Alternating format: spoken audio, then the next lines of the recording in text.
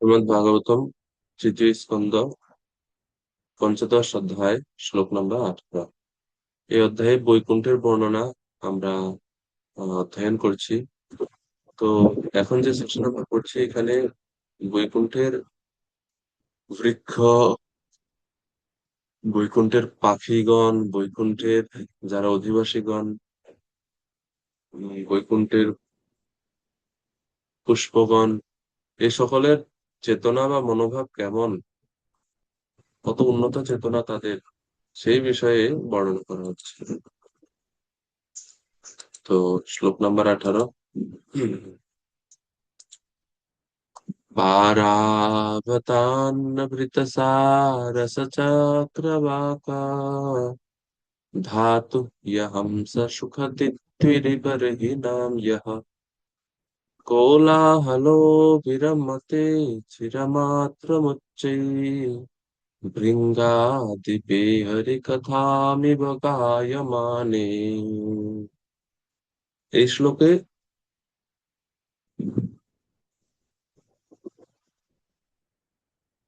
পক্ষীগণের বা পাখিদের, বৈকুণ্ঠ পাখিগণের আহ তারা যে ভগবানের কত বড় ভক্ত এবং তারা যে কত নির্মৎসর, সেই বিষয়ে বর্ণনা করা হচ্ছে। তো বলা হচ্ছে, যখন ভ্রমরদের অধিপতি উচ্চস্বরে গুঞ্জন করে ভগবানের মহিমা কীর্তন করে, তখন কপোত, কোকিল, সারস, চক্রবাক, চাতক, হংস, শুক, তিত্তিরি, ময়ূর প্রভৃতি বিহঙ্গ কুলের কলরব ক্ষণকালের জন্য স্তব্ধ হয়। ভগবানের মহিমা শ্রবণ করার জন্য এই সমস্ত অপ্রাকৃত বিহঙ্গেরা তাদের নিজেদের গান বন্ধ করে দেয়। তো এই শ্লোক খুবই গুরুত্বপূর্ণ। হুম। এই জগতে আমরা সবসময় নিজেদের দেখাতে চাই, নিজেদেরকে আমরা উপস্থাপন করতে চাই, আমরা দেখাতে চাই সবাইকে আমি কত ভালো জানি, আমারটা কত শ্রেষ্ঠ, আমি আমার আমি বড়, আমি ভালো পারি, আমি জানি। এভাবে আমরা মানুষকে দেখাতে চাই।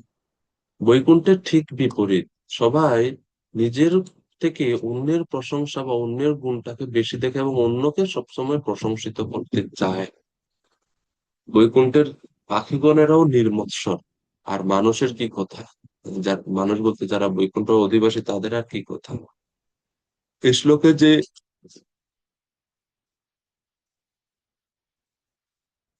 প্রথম দুই লাইনে যে প্রথম দুইটা লাইনে শুধু পাখিদের কথা বলা হচ্ছে। পারাবত মানে কপত মানে কবুতর, কোকিল, সারস পাখি, চক্রবাক, চাতক পাখি, রাজহংস, তোতা পাখি বা টিয়া পাখি, তিত্তিরি, ময়ূর, এরা সবাই হচ্ছে অনেক সুন্দর কণ্ঠের অধিকারী, রং বেরঙের পাখি। এই পাখিগুলোর কণ্ঠ অনেক সুন্দর। ময়ূরের ডাক কত সুন্দর, তাই না? কোকিলের ডাক কত সুন্দর, তাই না?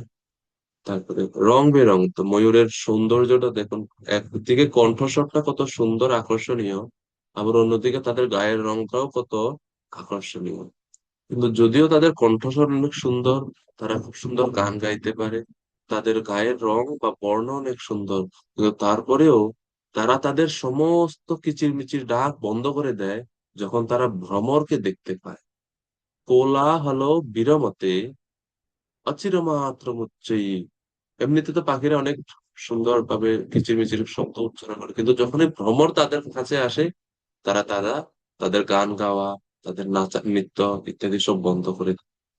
কোলাহল, কোলাহল মানে কলরব, আমরা বলি না কোলাহল পূর্ণ শহর।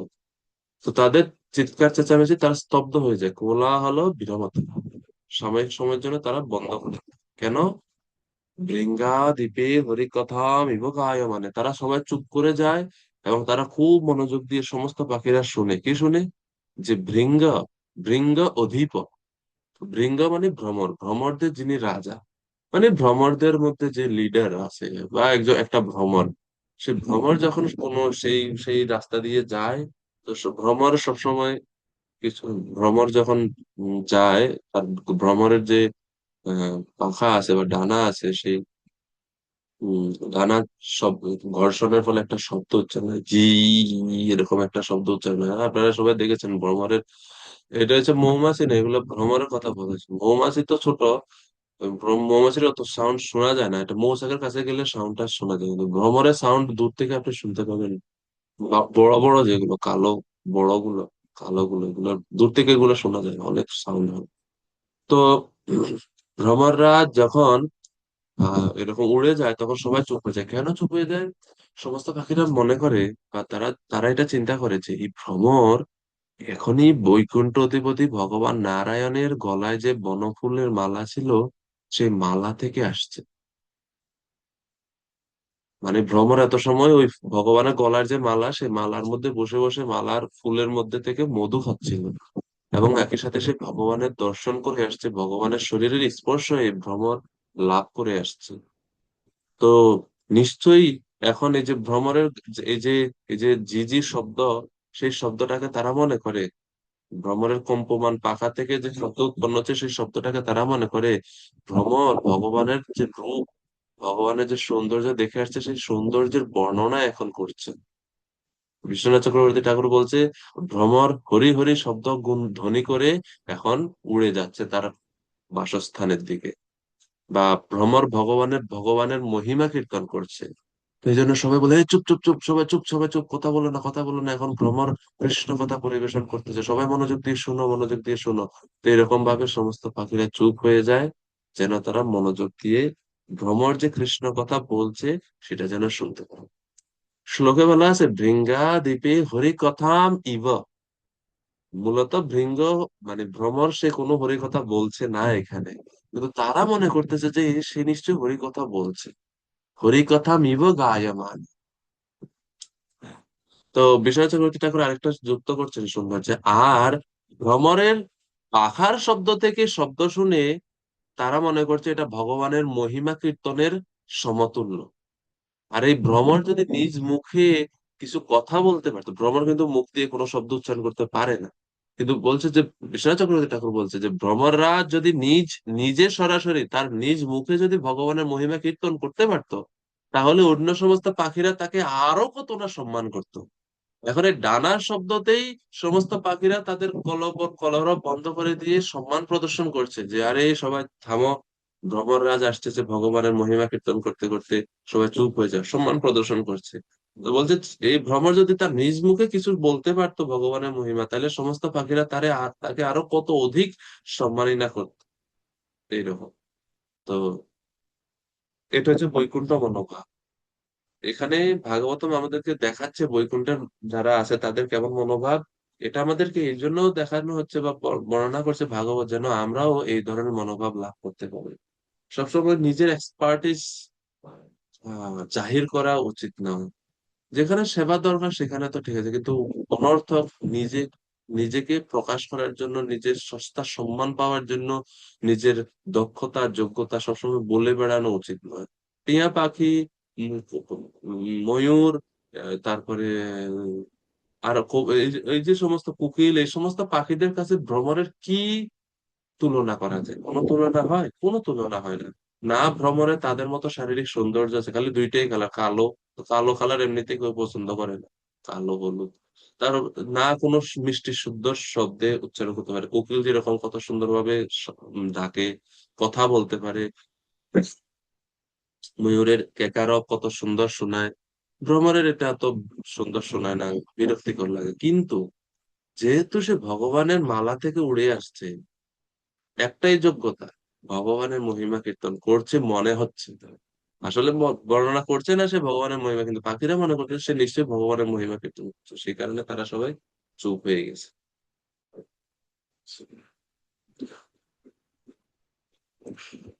সঙ্গে সঙ্গে তাদের কিচিরমিচির শব্দ বন্ধ করে দেয়। ও, এখানে ভগবানের মহিমা কীর্তন করা হচ্ছে, এসো আমরা নীরব হয়ে তা শ্রবণ করি। এরকম তারা ভাবে। তো পাখিরা যেরকম সেই রকম বৃক্ষগণ।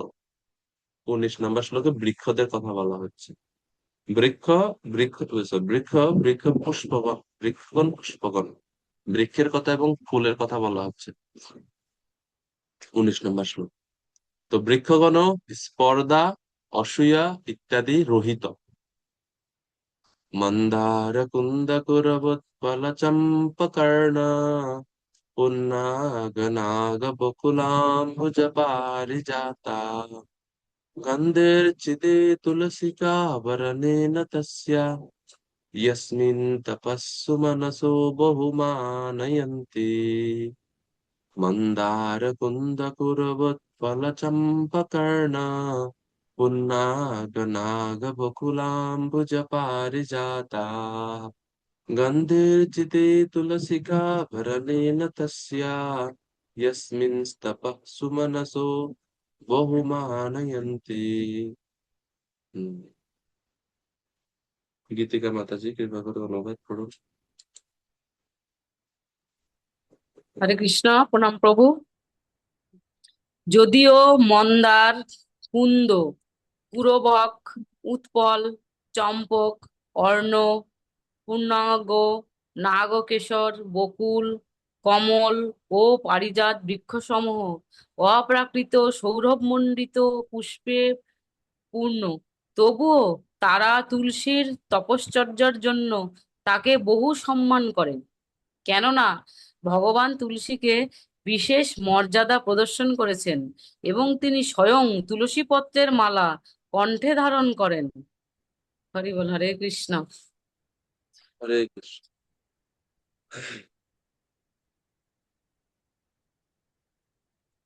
তো এই শ্লোকে বৃক্ষগণের কথা, বৃক্ষগণের মহিমা বর্ণনা করা হচ্ছে। প্রভুপাদ তাৎপর্য বলছেন যে এই শ্লোকে তুলসী পত্রের মাহাত্ম্য স্পষ্টভাবে বর্ণনা করা হচ্ছে। তুলসী পত্র, প্রভুপাদ আরো বলছেন যে এক সময় এক নাস্তিক স্বামী মন্তব্য করেছিল তুলসী গাছে জল দিয়ে কি লাভ, তার থেকে বরং বেগুন গাছে জল দেওয়া ভালো। বেগুন গাছে জল দিলে বেগুন পাওয়া যায়, কিন্তু তুলসীতে জল দিয়ে লাভ। তো এই সমস্ত মূর্খ প্রাণীরা ভগবত ভক্তি তত্ত্ব না জেনে জনসাধারণের শিক্ষার ব্যাপারে সর্বনাশ সাধন করে। তো ভগবত ভক্তির জন্য তুলসী মহারানীর সেবা করা কত গুরুত্বপূর্ণ। প্রবাদ বলছে মূর্খ প্রাণী। আপনারা বুঝতে পারেন নাস্তিক স্বামীটাকে। যাই হোক, আমি স্বামী বিবেকানন্দ। চিৎ জগতের সবাই সবচাইতে মহত্বপূর্ণ বিষয় হচ্ছে সেখানে ভক্তদের মধ্যে কোনো রকম মাৎসর্য নেই। তা ফুলেদের ক্ষেত্রেও সত্য, যারা সকলেই তুলসীর মহিমা সম্বন্ধে অবগত। যে বৈকুণ্ঠ লোকে চার কুমারেরা প্রবেশ করেছিলেন সেখানের পাখি এবং ফুলেরাও ভগবানের সেবার ভাবনায় ভাবিত ছিল। তাইলে যারা বৈকুণ্ঠ অধিবাসী তাদের আর কি কথা। তো কি বলা হচ্ছে এই শ্লোকে, আহ ভগবান যখন তুলসীর হার বা তুলসীর অলংকার ধারণ করে বনে লীলা করে, তখন এই বৃক্ষগুলো এবং পুষ্পগুলো তুলসীর সুগন্ধ অনুভব করে তাকে সম্মান জানায়। কারণ এই অবস্থান লাভ করার জন্য তুলসী যে তপস্যা করেছেন, তারা সেই তপস্যা করেনি। অর্থাৎ তুলসী মহারানী ভগবান শ্রীকৃষ্ণের সেবিকা হওয়ার জন্য অনেক কঠোর তপস্যা করেছেন। তারক ব্রহ্মপ্রভুর একটা গ্রন্থ আছে তুলসী মহিমামৃত, তুলসী দেবী সঙ্গে নীল কালার একটা বই আছে। এই বইটা আপনারা পড়লে সেখানে দেখবেন তুলসী মহারানী বিভিন্ন কল্পে বিভিন্ন জন্মে তিনি কঠোর কঠোর তপস্যা করছেন ভগবানের সেবা অধিকার লাভের জন্য। যমুনার তীরে গরমের সময় চতুর্দিকে অগ্নি প্রজ্বলিত করে মাঝখানে বসে তপস্যা করেছেন। বর্ষার সময় খোলা আকাশের নিচে, বর্ষার বারিধারার নিচে তিনি তপস্যা করেছেন। শীতের সময় যমুনার জলে গলা সমান পর্যন্ত নেমে তিনি তপস্যা করেছেন। এই ছিল তুলসী মহারানীর তপস্যা। আরো অনেক বর্ণনা আছে সেখানে। তো তুলসী মহারানী এত তপস্যা করেছেন বলে তুলসী মহারানীকে সমস্ত বৃক্ষরা এবং সমস্ত পুষ্পরা সম্মান করে। যখনই তুলসী মহারানী আসে, সবাই মাথা নত করে দাঁড়িয়ে থাকে। কেন? ইয়াসমিন তাপাসু মনসা বহু মানয়ন্তি, তার তপস্যার কারণে তাকে সবাই বহু মানয়ন্তি, মান প্রদান করে। অমানীনা মানদেন বৈকুণ্ঠ পরিবেশ। বৈকুণ্ঠে এটা রয়েছে, বৈকুণ্ঠে কেউ নিজের সম্মান চায় না, অন্যকে সম্মান দেয়। তো পূর্বের মতো আপনি এখানে যদি যদি দেখেন, এই সমস্ত বৃক্ষ এবং পুষ্পদের সামনে তুলসী মহারানীর যদি তুলনা করা হয় সৌন্দর্যের দিক থেকে, কোনো তুলনা হয় না। ফুলগুলো এখানে যে শ্লোকে যে ফুলের কথা বলা হচ্ছে এগুলো অনেক সুন্দর সুন্দর ফুল, অনেক সুন্দর আকর্ষণীয় বড় সুগন্ধিযুক্ত ফুল। কিন্তু সেই তুলনায় তুলসী মহারানীর ফুলের কোনো সৌন্দর্য আছে? ফুল কি খুব বড় ফুল? এই ফুলে দিয়ে কোনো কিছু করা যায়? তো সাদা সাদা ফুল হয়, একদিন দুই দিন থাকার পরে পুড়ে যায়। তুলনামূলক ভাবে এত ঘ্রাণও নাই, আছে ঘ্রাণ আছে কিন্তু কাছে গেলে ঘ্রাণটা পাওয়া যায়, দূর থেকে পাওয়া যায় না। যেরকম গন্ধরাজ ফুলের দূর থেকে ঘ্রাণ পাওয়া যায়, বেলি ফুলের দূর থেকে ঘ্রাণ পাওয়া যায় এবং দেখতে কত সুন্দর বড়, সেরকম তুলসী মহারানীর ফুলের গুলোর মধ্যে এরকম কিছু পাওয়া যায় না। কিন্তু সবাই তারপরেও তুলসী মহারানীকে সম্মান করে, তা কারণ কি? ইয়াসমিন তাপাহসু মানাসা, তিনি অনেক কঠোর তপস্যা করছেন ভগবানের সেবার লাভের জন্য এবং তিনি সেবা করছেন, সেবা লাভ করেছেন। তো সমস্ত বৃক্ষরা এবং পুষ্পরা এরকম ভাবে বলে, তুমি কতই না সৌভাগ্যবতী এ তুলসী।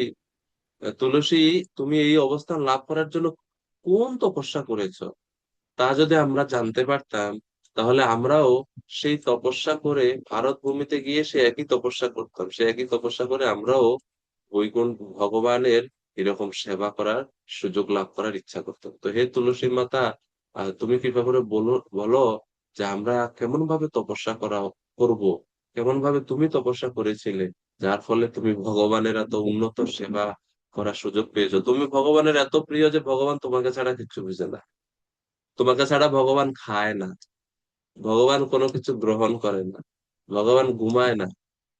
কোনো ফুলও যদি না থাকে, শুধুমাত্র যদি তুলসী দেয়া হয়ে যায়, তাহলে ভগবান মনে করে পৃথিবীর সমস্ত ধরনের ফুল আমাকে ভক্ত দিয়ে দিচ্ছে। তুলসী বৃন্দাবনীম বিশ্ব পাবনীম বিশ্ব পূজিতাম পুষ্প সারাম নন্দিনীম চ তুলসীম কৃষ্ণ জীবনীম। তুলসী মহারানীর এইগুলো হচ্ছে মুখ্য বিশেষ নাম। কোন ভক্ত যদি প্রতিদিন এই নামগুলো জপ করে, তুলসী মহারানীর এই প্রিয় নামগুলো জপ করে, তিনি অবশ্যই তুলসী মহারানীর কৃপা লাভ করতেন। বৃন্দাম বৃন্দাবনীম বিশ্ব পাবনীম বিশ্ব পূজিতাম পুষ্প সারাম নন্দিনীম চ তুলসীম কৃষ্ণ জীবনীম, এই 8টি নাম তুলসী মহারানীর অত্যন্ত প্রিয় নাম। তো এর মধ্যে একটা নাম হচ্ছে পুষ্প সার।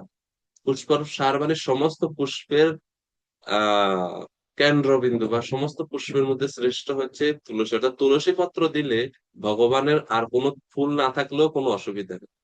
এমনিতে নিয়ম হচ্ছে যে ফুল তুলসী জল ইত্যাদি দিয়ে অর্চন করতে হয়, কিন্তু যদি ফুল না পাওয়া যায়, তুলসী দিলে ভগবান মনে করেন যে সে আমাকে সমস্ত ফুল দিয়ে পূজা করছে, যেরকম ভগবান শ্রীকৃষ্ণ মনে করে। তুলসী মহারানী এত প্রিয় ভগবান, কোনো কিছু ভগবান খায় না তুলসী ছাড়া। 56 ভোগ 64 ব্যঞ্জন বিনা তুলসী পত্র প্রভু এক নাহি মানি। হ্যাঁ, ভগবান একটাও গ্রহণ করে না তুলসী পাতা ছাড়া। তো ভগবানের অত প্রিয় তুলসী কেন, এত বিশেষ স্থানটা কিভাবে তিনি লাভ করছেন? তো সমস্ত বৃক্ষ এবং পুষ্পরা সবাই অনুরোধ করছে যে তুমি একটু বলো না, কত মালা জপ করেছো, কি মন্ত্র জপ করেছো, যার ফলে তুমি এই বিশেষ সেবার সুযোগ লাভ করেছো। আমরাও সেই রকম ভাবে তপস্যা করব, তা আমরাও এরকম ভাবে ভগবানের সেবা করতে চাই। তো এই বর্ণনার মাধ্যমে আমরা এটা ইঙ্গিত পাচ্ছি যে এমনকি বৈকুণ্ঠ অধিবাসীরাও ভারত ভূমিতে জন্মগ্রহণ করতে আকাঙ্ক্ষা করে, এবং এর দ্বারা এটা বোঝা যাচ্ছে ভারত ভূমি বৈকুণ্ঠের চেয়েও শ্রেষ্ঠ। ভারত ভূমি বৈকুণ্ঠের চেয়েও শ্রেষ্ঠ, অর্থাৎ বৈকুণ্ঠে তারা চায় ভারত ভূমিতে এসে একটু সেবা টেবা করি, আমরা একটু তপস্যা করি।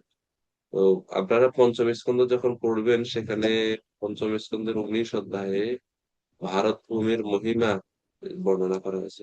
ভারত ভূমি, স্বর্গের দেবতারা প্রার্থনা করছেন ভারত ভূমিতে এসে ভক্তি অনুশীলন করার জন্য, কত এরকম। তো এই জগতে কি হয়, আমার থেকে যদি কেউ একটু বেশি সম্মান পায়, আমার থেকে যদি একটু বড় কোনো পদে কেউ থাকে, তাইলে আমরা ওই ব্যক্তিকে হিংসা করি, কিভাবে ওকে টেনে নিচে নামানো যায় তার চেষ্টা করি। তার প্রশংসা বা ভালো দিক তো কখনোই আমরা চোখে দেখি না, দেখি এই জগতে। কিন্তু এর ঠিক বিপরীত হচ্ছে বৈকুণ্ঠ। অন্যান্য বৃক্ষরা তুলসীকে সম্মান করে এবং তার প্রতি কোনো হিংসা পোষণ করে না। কারণ তুলসীর হৃদয় নির্মল ছিল এবং উনি কঠোর তপস্যা। তো দুইটা বিষয়, ইয়াসমিন তপহ, তপঃ, তিনি অত্যন্ত কঠোর তপস্যা করেছেন, এই জন্য তারা সবাই সম্মান করে। দুই, আহ সুমনসা। সুমনসা মানে তার মনটা বা হৃদয়টা ছিল অত্যন্ত নির্মল। তার মানে যেহেতু তুলসী মহারানীর মন ছিল নির্মল, সে কারণে কেউ তার প্রতি উম, হিংসা বা দ্বেষ ভাব রাখে না। সুমনসা শব্দের আরেকটা অর্থ হচ্ছে তুলসী ফুল, ফুল সমন্বিত বৃক্ষ সমূহ। সুমনসা এর মন একটা অর্থ হচ্ছে মন, যার মন খুব ভালো, তাকে বলা হয় সুমনসা। সুমনসা শব্দের আরেকটা অর্থ হচ্ছে ফুল, ফুলকেও বলা হয় সুমনস। কুমনা সুমনস্তম হি ইয়াতে যস্যা পদাব্জয়ো সুমনার্পণ মাত্রেনা তম চৈতন্য প্রভুম ভজে। কৃষ্ণদাস কবিরাজ গোস্বামী চৈতন্য চরিতামিতে এই শ্লোক বলছে, কুমনা সুমনস্তম হি, যাদের মন কলুষিত, কুমনা, তারা সুমনা হয়। সুমনা মানে তাদের মন নির্মল হয়। কিভাবে? ইয়াতি যস্য পদাব্জয়ো সুমনার্পণ মাত্রেনা, কুমনা ব্যক্তিরাও নির্মল মন সম্পন্ন বা শুদ্ধ মন সম্পন্ন হয়ে ওঠে যদি তারা চৈতন্য মহাপ্রভুর চরণে সুমনা অর্পণ করে। সুমনা অর্পণ করে মানে দ্বিতীয় লাইনে সুমনা অর্পণ মাত্রেরা, সুমনা মানে হচ্ছে ফুল। তো একই শব্দের বিভিন্ন অর্থ। সুমন, সুমনা শব্দের অর্থ হচ্ছে ফুল, সুমনা শব্দের অর্থ হচ্ছে নির্মল হৃদয়, নির্মল হৃদয়। হম। তো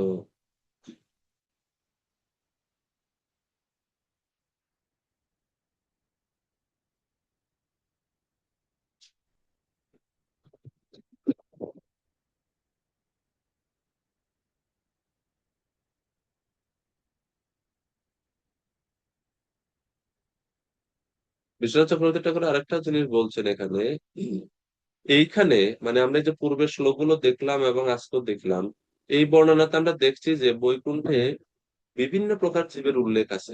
গর্ভজাত, ডিম্বজ এবং আহ অঙ্কুরজ বা বা গর্ভের থেকে জন্মগ্রহণকারী, বিমানে অবস্থানকারী যারা, তারা হচ্ছে গর্ভজাত। ডিমজাত মানে পাখিরা হচ্ছে ডিমজাত, এবং বৃক্ষগুলো হচ্ছে বীজজাত। কিন্তু স্বেদজাত কোন জীব এর কথা বৈকুণ্ঠে বর্ণনা করেননি, কারণ সেরকম কোন জীব নেই। স্বেদজাত বা ঘাম থেকে যে জীবেরা মানে ভাইরাস, ব্যাকটেরিয়া, বিভিন্ন অণুজীব, মাইক্রো অর্গানিজম, তাদের কথা বর্ণনা।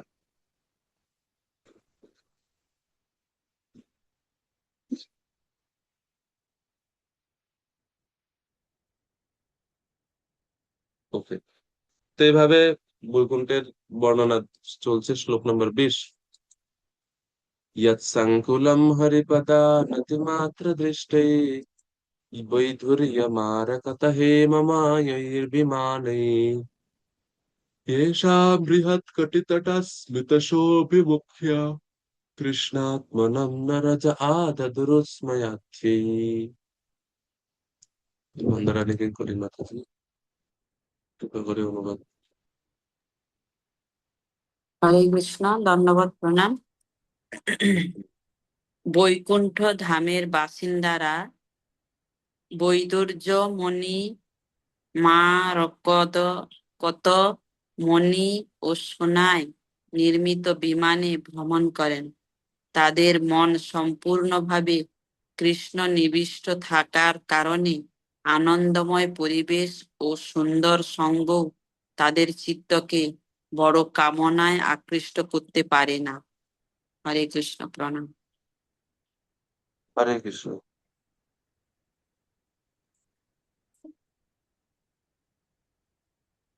তো এই শ্লোকে বলা হচ্ছে বৈকুণ্ঠ অধিবাসী যে সমস্ত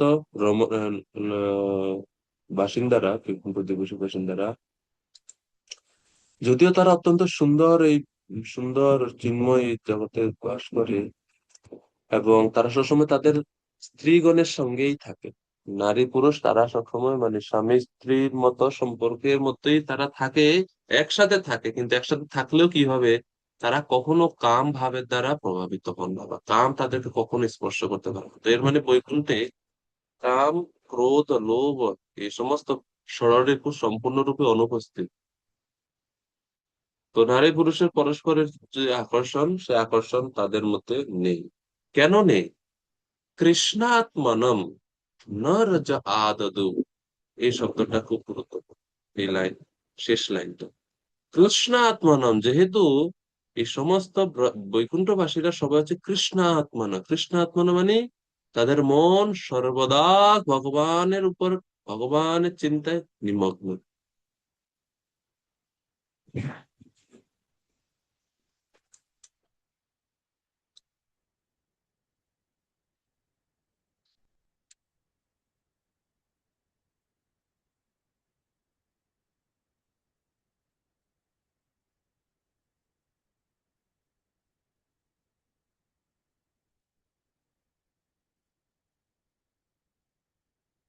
তো এই কারণে কৃষ্ণাত্মনম হওয়ার কারণে ন রাজা আদাদুর উসমায়া, তাদের, তারা কখনো কামভাবের দ্বারা উদ্দীপ্ত হন না বা প্রভাবিত হন না। প্রভুপাদ বলছেন তাৎপর্যে যে উম, পক্ষান্তরে বলা যায়, তাৎপর্য 2-3 লাইন পরে, পক্ষান্তরে বলা যায় বৈকুণ্ঠ লোকে অথবা এই জড় জগতে ভগবত ভক্তরা কখনো দরিদ্রগ্রস্ত হন না, যা কখনো কখনো অনুমান করা হয়। তাদের উপভোগ করার পর্যাপ্ত ঐশ্বর্য রয়েছে, কিন্তু সেগুলো লাভ করার জন্য তাদের পরিশ্রম করতে হয় না। এও উল্লেখ করা হয়েছে যে বৈকুণ্ঠবাসীদের পত্নীরা এই জড় জগতের এমনকি উচ্চতর লোকের সুন্দরীদের থেকেও অনেক অনেক গুণে সুন্দর। বৈকুণ্ঠ লোকে আশ্চর্যজনক বৈশিষ্ট্য এই যে যদিও সেখানকার রমণীরা বিশাল নিতম্ব বিশিষ্ট সুন্দর মুখমণ্ডল ও মণিরত্ন খচিত অলঙ্কারে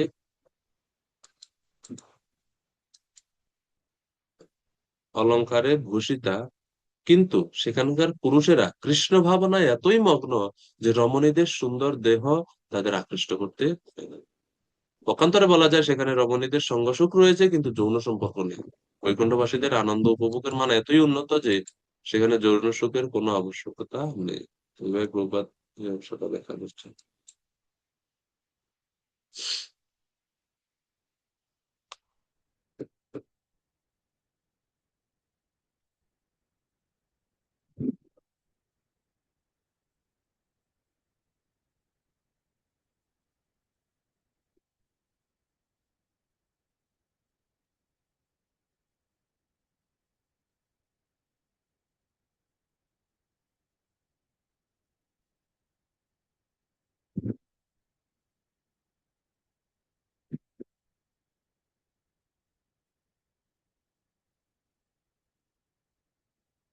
এরপরে 21 নম্বর শ্লোক।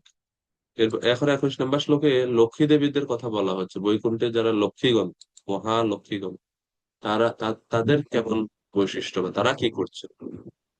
শ্লোক নাম্বার 21। রত্নধারী প্রভু কৃপা করে অনুবাদ করুন। হরে কৃষ্ণ প্রভু। হরে কৃষ্ণ।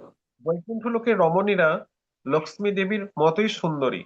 এই প্রকার অপ্রাকৃত সৌন্দর্য মণ্ডিত রমণীরা হস্তে লীলাপদ্ম ধারণ করেন এবং তাদের চরণের নূপুর থেকে কিঙ্কণী ধ্বনি উত্থিত হয়। পরমেশ্বর ভগবানের কৃপাদৃষ্টি লাভের আশায় কখনো কখনো তারা সুবর্ণ সংযুক্ত স্ফটিকময় দেওয়ালগুলি সমার্জন করেন। হরে কৃষ্ণ প্রভু, প্রণাম।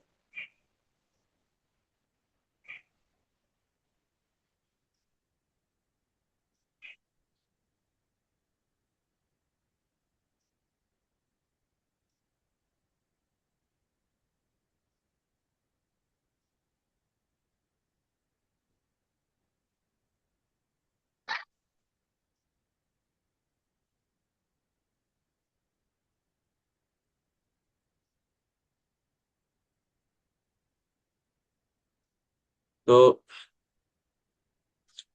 বলা হচ্ছে এখানে যে বৈকুণ্ঠের যারা রমণীরা, লক্ষ্মীরা লক্ষ্মী দেবীর মতোই সুন্দর, এবং তারা কি করছেন সেখানে পরমেশ্বর ভগবানের কৃপা দৃষ্টি লাভের আশায় তারা কখনো কখনো সুবর্ণ সংযুক্ত স্ফটিকময় দেওয়ালগুলি সম্মার্জন করছে। দেওয়াল পরিষ্কার করা, ঘর ঝাড়ু দেয় কখন? আমরা দিই এটা যখন ময়লা পড়ে তখনই, তাই না? বৈকুণ্ঠে আসলে কোনো ময়লা হওয়ার বা আবর্জনা পড়ার বা এরকম কোনো সম্ভাবনা নেই।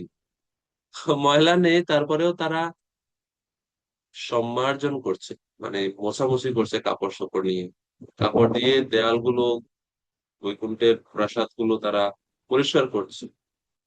সম্মার জাতীব ইয়াদ অনুগ্রহণে অন্য যত্ন। কেন?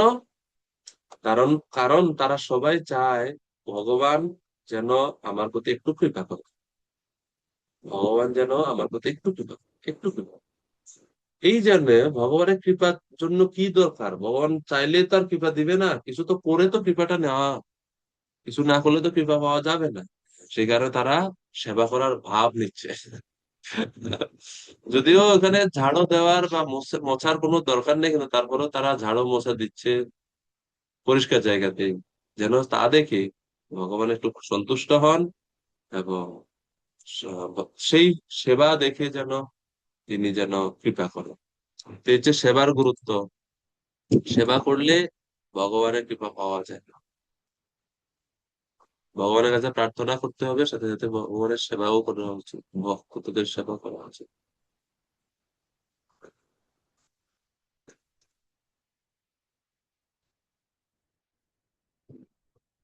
এই হচ্ছে তাদের স্থিতি। তো বৈকুণ্ঠে সবাই ভগবানের সেবা করতে চায়, কেউই অবসর নয়, বা কেউই সেখানে সময় অন্য কাজে ব্যবহার করে না। ইন্দ্রতীর্থের কোনো সেখানে সুযোগ নেই।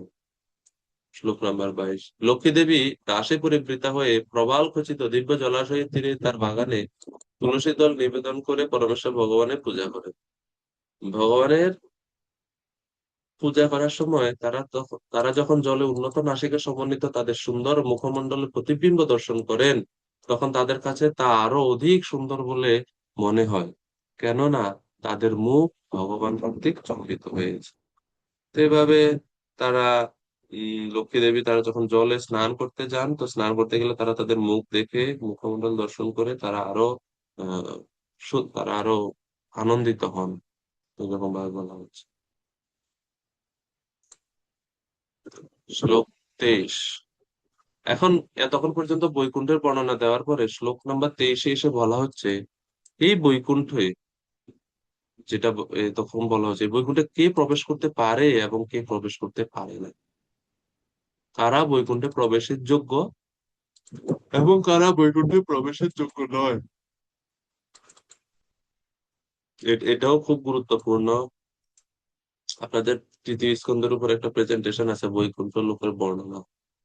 তো এখানে এরকম পয়েন্ট আকারে আকারে সাজাতে হবে বৈকুণ্ঠবাসীদের মানসিক স্থিতি, তাদের মনোবৃত্তি, তারপরে উম, যেমন মনে করেন আপনি বৈকুণ্ঠ লোকের উপর আপনি প্রেজেন্টেশন দিচ্ছেন, আমি জাস্ট একটা উদাহরণ দিচ্ছি যে প্রেজেন্টেশন গুলো কেমন হওয়া বা হওয়া উচিত।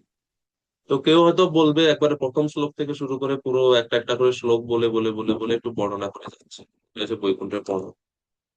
কিন্তু প্রকৃত প্রেজেন্টেশন মানে কি, অনেকগুলো জিনিসকে আপনি ছেঁকে বেছে বুঝে কাটা ছেঁটা করে মূল মূল বিষয়গুলোকে সাজিয়ে প্রেজেন্ট করবেন।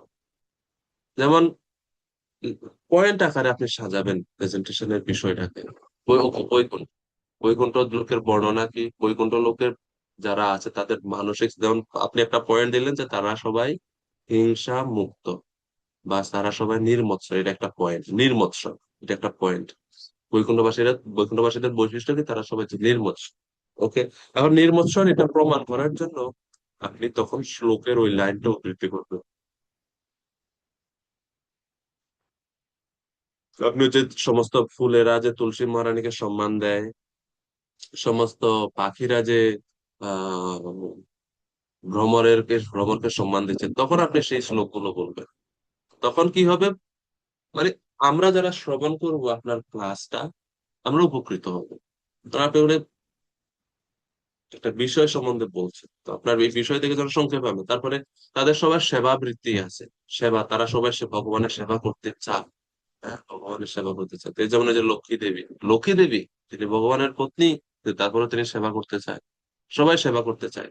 বৈকুণ্ঠে আর কি বৈশিষ্ট্য, জড় রজগুণের কোনো প্রভাব নেই বা কাম ভাব নেই, তার একটা তার তার প্রমাণ। তো এর পয়েন্ট দিলেন আমরা সংক্ষেপে বুঝতে পারবো ওকে বৈকুণ্ঠে এটা আছে এটা আছে এই বৈশিষ্ট্যগুলো আছে, সেই বৈশিষ্ট্যগুলো প্রমাণ করার জন্য আপনি প্রমাণও দিলেন ভাগবতের শ্লোক থেকে প্রভুপাদের তাৎপর্য থেকে। এরপরে আরেকটা পয়েন্ট আপনার হতে পারে যে ওকে আমরা এখন বৈকুণ্ঠ সম্বন্ধে জানলাম, বৈকুণ্ঠ বৈশিষ্ট্য সম্বন্ধে জানলাম, এখন আমরা জানা উচিত যে বৈকুণ্ঠে কিভাবে যাওয়া যায় বা কারা বৈকুণ্ঠে যেতে যোগ্য, কারা বৈকুণ্ঠে যাওয়ার অযোগ্য সম্বন্ধে এখন এই 23 নম্বর শ্লোকে বলা হচ্ছে, यन्ना ब्रजन्ति यखविदो रचनानुवादात् शृण्वन्ति यन्यविषया कुकथामतिघ्नि यस्तु श्रुता हतभगैर्नृणात्तसारात् स्तां स्तां क्षिपन्ति शरणेषु तमः सुहन्ता। সুধামৃত গৌরাঙ্গ প্রভু অনুবাদ করুন কৃপা করে। হরে কৃষ্ণ প্রভু, প্রণাম। দুর্ভাগা মানুষেরা বৈকুণ্ঠ লোকের বর্ণনা সম্বন্ধে আলোচনা না করে যা শ্রবণের অযোগ্য ও বুদ্ধিকে বিভ্রান্ত করে, সেই সমস্ত অনর্থক বিষয় সম্বন্ধে শ্রবণ করে। তা অত্যন্ত শোকের বিষয়। যারা বৈকুণ্ঠ বিষয়ের বর্ণনা ত্যাগ করে জড়জগৎ সম্বন্ধে আলোচনা করে, তারা অজ্ঞানের গভীরতম প্রদেশে প্রক্ষিপ্ত হয়। হরে কৃষ্ণ, প্রণাম। তো কারা যাওয়ার যোগ্য কারা যাওয়ার যোগ্য না, তো এখানে বলা হচ্ছে 23 নম্বর শ্লোকে, বৈকুণ্ঠে গমন করার যোগ্য ব্যক্তিদের সম্বন্ধে আলোচনা করার পূর্বে প্রথমে যারা সেখানে যাওয়ার অযোগ্য তাদের বর্ণনা করা হচ্ছে, নেগেটিভটা আগে।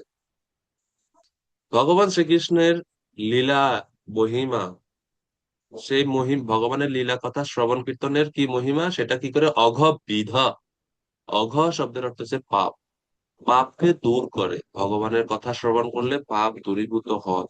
অঘবিধ রচনানুবাদাৎ, তো পাপ নাশিনী ভগবত গুণ মহিমা যারা শ্রবণ করে না, তারা কি করে বৈকুণ্ঠে গমন করতে,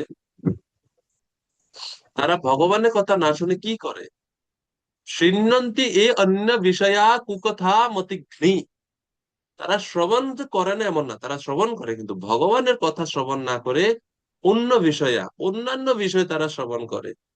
অন্যান্য বিষয় কি, যেমন তারা ন্যায় শাস্ত্র পড়বে, তারা দর্শন পড়বে, ইতিহাস পড়বে, উপন্যাস পড়বে, নাটক পড়বে, জড় বিষয়ে অত্যন্ত পড়াশোনা করতেই থাকবে, কিন্তু ভগবানের কথা আর পড়বে না, ভগবানের কথা শুনবে না, ভগবানের কথা শ্রবণ করবে না। তো এটা হচ্ছে অন্য বিষয়া। ভগবানের কথার বৈশিষ্ট্য হচ্ছে পাপ নাশ করে। অন্য বিষয়া মানে ভগবানের কথা ছাড়া অন্য যে সমস্ত কথা, সেগুলো কি করে কুকথা, সেগুলো হচ্ছে কুকথা, এবং সেগুলো কি করে মতিঘ্নি, আমাদের মতিটাকে, আমাদের মানসিক যে স্থিতি সেটাকে আরো নিম্নগামী করে। সেই কারণে ভক্ত মানেই ভগবত কথা ছাড়া অন্য বিষয়ে কথা চেষ্টা করবেন কম শ্রবণের জন্য। এই দুর্ভাগা ব্যক্তিরা যে সমস্ত বিষয় শ্রবণ করে সেগুলো তাদের সমস্ত সৌভাগ্য সম্পূর্ণরূপে নষ্ট করে দেয়।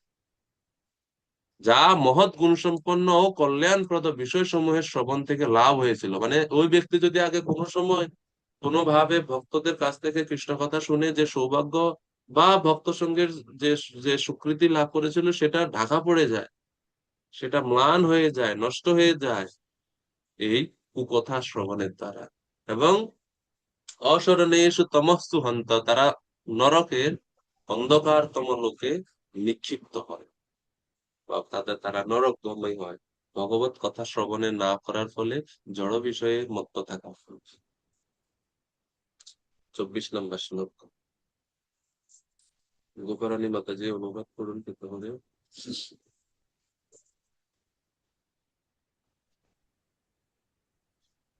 হরে কৃষ্ণ, প্রণাম প্রভু।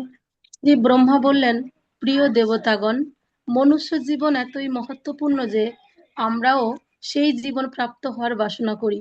কেননা মনুষ্য জীবনে যে ধর্মতত্ত্ব ও জ্ঞান পূর্ণরূপে লাভ করা যায়। কেউ যদি মনুষ্য জীবন লাভ করার সত্ত্বেও পরমেশ্বর ভগবান ও তার ধাম হৃদয়ম না করে, তাহলে বুঝতে হবে যে সে বহিরঙ্গা প্রকৃতির প্রভাবে তারা অত্যন্ত প্রভাবিত। প্রণাম প্রভু। হরে কৃষ্ণ। এখন ব্রহ্মাজি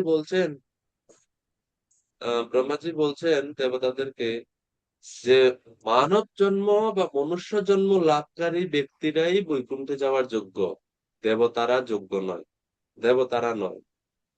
তাহলে এত দুর্লভ, এত মহিমান্বিত, এত উম বড় একটা সুযোগ পাওয়া সত্ত্বেও মনুষ্য দেহধারী যে সমস্ত জীবেরা ভগবানের কথা শ্রবণ করছে না, শাস্ত্রের পথ অনুসরণ করছে না, তারা কি বোকা নয়? তারা কি তাদের নিজেদের ক্ষতি ডেকে আনছে না? তারা সত্যিই দুর্ভাগা। ব্রহ্মাজি বলছে আমরা যদি ভারত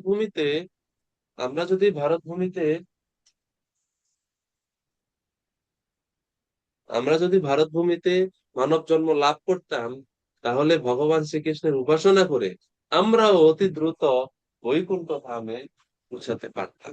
তো এরকম ভাবে ব্রহ্মাজি ইচ্ছা করছে যে আমিও যেন উম ভারত ভূমিতে মনুষ্য দেহটা লাভ করে যেন আমিও ভগবানের আরাধনা করতে পারি।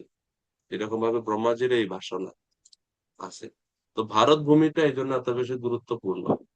যখন আমরা বলি ভারত ভূমি, এই পৃথিবীতে যে ভূমন্ডল আছে, সেই ভূমন্ডলের যে 9টা দ্বীপ, সরি 7টা দ্বীপ, সেই 7টা দ্বীপের মধ্যে সবচাইতে ভিতরের দিকে যে দ্বীপ, সেই দ্বীপের নাম হচ্ছে জম্বুদ্বীপ, যে জম্বুদ্বীপে আমরা আছি। এই জম্বুদ্বীপের 9 ভাগ করা হয়েছে। এই জম্বুদ্বীপের 9টি ভাগ আছে, সেই 9টি ভাগকে বলা হচ্ছে এক একটা বর্ষ।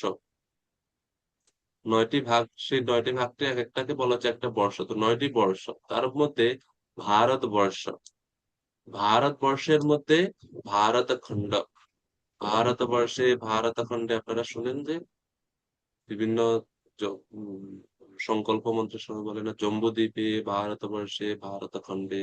তো এটা হচ্ছে আমাদের লোকেশন। এটা হচ্ছে আমাদের লোকেশন। যেরকম মোবাইল নাম্বার, আপনি দেখেন বিজ্ঞানীরাও কিন্তু এটা লোকেশন ব্যবহার করে, বৈদিক সময় এটা লোকেশন ছিল।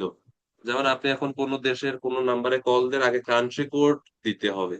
ঠিক আছে না? প্রত্যেক দেশের একটা কোড আছে, কান্ট্রি কোড। যেমন বাংলাদেশ হলে +88, এরপর আপনি নাম্বার লেখেন। তারপরে ভারত হলে 99 বা 91 সামথিং এরকম আছে। তো প্রত্যেক দেশের একটা কান্ট্রি কোড আছে, সেই কান্ট্রি কোড না দিলে ওই দেশের নাম্বারে কল যাবে না।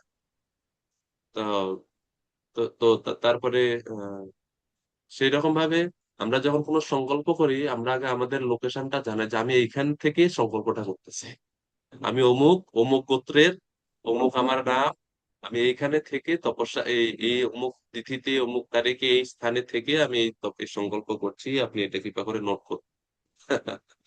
তো এই জন্য তো ব্রহ্মাজি এরকম ইচ্ছা করছে যে আমরা যেন ভারত, কারণ এই স্থানে যদি কেউ তপস্যা করে, এই স্থানে যদি কেউ ভজনা করে, তারা সহজে, অতি সহজে ভগবানের কাছে তিনি যেতে পারেন। হম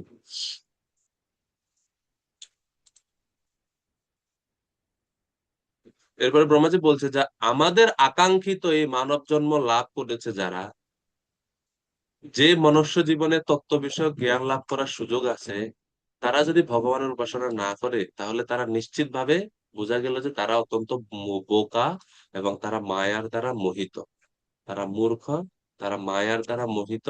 এই জন্যই তারা ভগবানের ভজনা করছে না, না হলে তারা ভগবানের ভজনা করতো। তো এই সমস্ত জীবদের জন্য ব্রহ্মাজি কি করছেন না, তিনি একটু শোক করছেন। এর মানে আহ আহ আরেকটা হতে পারে, মনুষ্য জীবন লাভ করে যেখানে ধর্ম জ্ঞান অনুশীলন করার সুযোগ রয়েছে, কিন্তু যারা সেইগুলো অনুশীলন করে না, তারা হচ্ছে মোহগ্রস্ত, মায়ার দ্বারা প্রভাবিত। এখন মনুষ্য জীবনের গুরুত্ব, মনুষ্য জীবনের গুরুত্ব সম্বন্ধে 24 নম্বর শ্লোকে বললেন। এখন 25 নম্বর শ্লোকে কারা ভগবানের কাছে, ভগবানের ধাম মানে বৈকুণ্ঠে কারা যেতে পারে তা এখন বলছেন। 23 নম্বরে বলছেন কারা যেতে পারে না। কারা যেতে পারে না? যারা ভগবানের কথা শ্রবণ করে না, অন্য বিষয়ে শ্রবণ করে, তারা ভগবানের ধামে যেতে পারে না। তাহলে কারা ভগবানের ধামে যেতে পারে, তা 25 নম্বর শ্লোকে বলা হচ্ছে। ইয়চ্চ প্রজন্তি অনিমিষা ঋষভানুবৃত্তিয়া দূরে यमाहि उपरिन्नः स्पृहणीयः शीला भर्तुं मिथस्सु यशसा कथनानुराग वैक्लव्य बाष्पकलया पुलकिकृतङ्गाः। হৃদয়নাথ প্রভু কৃপা করে অনুবাদ করুন। খুব দণ্ডবত আপনার চরণে। প্রণাম। যাদের দেহ প্রেমানন্দে বিকার প্রাপ্ত হয় এবং যারা দীর্ঘশ্বাস ত্যাগ করেন এবং ভগবানের মহিমা শ্রবণ করার ফলে ধর্মাক্ত হন, তারা ধ্যান ও অন্যান্য তপস্যার অপেক্ষা না করলেও ভগবানের রাজ্যে উন্নীত হন। ভগবানের রাজ্য জড় জগতের ঊর্ধ্বে অবস্থিত এবং তা ব্রহ্মা আদি দেবতাদেরও স্পৃহনীয়।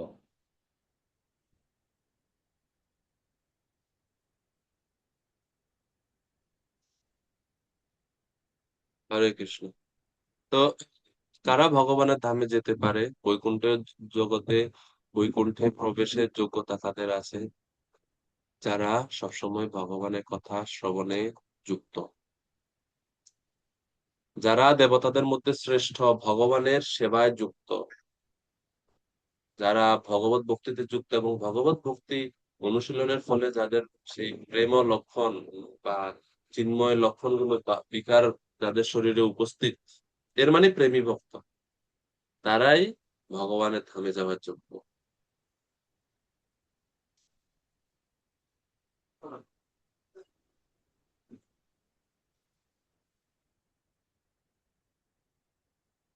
তারাই প্রকৃতপক্ষে ভগবানের ধামে যাওয়ার যোগ্য। তো এই শ্লোকের তাৎপর্যে শ্রীল প্রভুপাদ বলছেন যে পরমেশ্বর ভগবানের রাজ্য তখনই কেবল প্রবেশ করা যায় যখন বাঞ্ছনীয় গুণাবলী অত্যন্ত সুচারুরূপে বিকশিত হয়। খুব গুরুত্বপূর্ণ এই কথা। ভগবানের রাজ্যে তখনই গমন করা যায় যদি যদি ভগবানের ধামে যাওয়ার যে বাঞ্ছনীয় গুণাবলী সেগুলা যদি সুচারুরূপে বিকশিত হয়। এই গুণগুলো যদি সুচারুরূপে বিকশিত না হয় তাহলে ভগবানের ধামে যাওয়া যাবে না। সমস্ত সদ্গুণাবলী ভক্তের মধ্যে বিকশিত হয়, ভাগবতে সেটা বলা হয়েছে। यस्यास्ति भक्तिर भगवत्य किंचना सर्वै गुणै तत्र समासते सुरा हरौ अभक्तस्य कुतो महद्गुणा मनोरथेन सदो ধাবত বলে। পঞ্চম স্কন্ধের অষ্টাদশ অধ্যায়ে দ্বাদশ শ্লোকে বর্ণনা করা হয়েছে যে ভক্তের মধ্যে সমস্ত দিব্য গুণ প্রকাশিত হয়। তাইলে ভক্তি করলেই ভগবানের ধামে যাওয়া যাবে, আর ভক্তি করতে করতে যখন আমরা প্রেম ভক্তি স্তরে পৌঁছাতে পারবো তখনই আমরা ভগবানের ধামে যাওয়ার যোগ্য হয়ে উঠবো। ব্রহ্মাজি এখানে প্রতিপন্ন করেছেন বাঞ্ছিত গুণাবলী যারা বিকশিত করেছেন তারাই ভগবানের রাজ্যে প্রবেশ করতে পারে। তো কি গুণাবলী আমাদের দরকার? চৈতন্য চরিতামৃতে একজন বৈষ্ণবের 26টি গুণের কথা বলা হয়েছে। সেই 26টি গুণের অধিকারী হলে ভগবানের ধামে যাওয়া যাবে। আর আরেকটা জিনিস হচ্ছে ভগবত ভক্তিতে আমাদের এই গুণ ভক্তি যদি সুন্দরভাবে করি আমরা এই গুণগুলো আমরা লাভ করতে পারবো, এই গুণাবলী আমাদের মধ্যে প্রকাশিত হবে। আর এভাবে ভক্তি করতে করতে করতে করতে করতে আমরা তখন প্রেম স্তরে যখন পৌঁছাবো, ভাব প্রেম স্তরে, তখন আমাদের মধ্যে বিকার দেখা দেবে, শারীরিক বিকার, রোমাঞ্চ, কম্পাশ্রু এগুলো। এবার প্রভাত বলছেন যে সাবধানতা বাণী হচ্ছে এটা যে অপরাধ মুক্ত হয়ে ভক্তি অনুশীলন করলেই তবে এগুলো আসবে। অপরাধ মুক্ত না হলে বা অপরাধ যুক্ত হয়ে যদি ভক্তি করে তাহলে এই সমস্ত লক্ষণ, সদ্গুণাবলী, অষ্টসাত্ত্বিক বিকারগুলো প্রকাশিত হবে না, প্রকাশিত হবে না।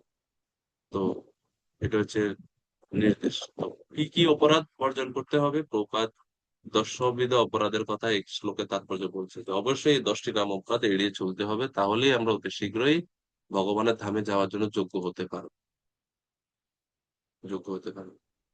বিশ্বনাথ চক্রবর্তী ঠাকুর বলছেন যে পুরাণে অন্যান্য শাস্ত্রে কখনো কখনো শোনা যায় যে চিন্ময় জগতে সাময়িক ভাবে বা অল্প সময়ের জন্য কোনো অসুরেরা প্রবেশ করেছে, কিন্তু তিনি বলছেন যে এটা প্রকৃত অর্থে আধ্যাত্মিক জগতে তাদের প্রবেশ বলে মনে করা উচিত নয়, কারণ তারা সেখানে আধ্যাত্মিক আনন্দ উপলব্ধি করতে পারে না। যেমন উদাহরণ দিয়ে বোঝানো হচ্ছে, কখনো কখনো রাজা তার নানাবিধ সুগন্ধিতে পরিপূর্ণ রত্নখচিত প্রাসাদে ভাগ বা বাল্যকের মতো হিংস্র প্রাণীকে প্রবেশ করান। কোনো কোনো সময় রাজা তার রাজপ্রাসাদে বাঘ সিংহকে আনেন, আনেন না, আনেন বিভিন্ন খেলা খেলা বা বিভিন্ন রঙ্গ করার জন্য।